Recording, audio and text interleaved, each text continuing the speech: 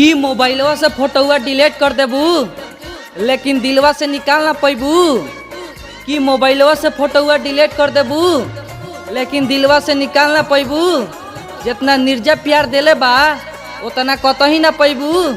जा बेवफा तू ससुरवा में खुश रह ना पैबू।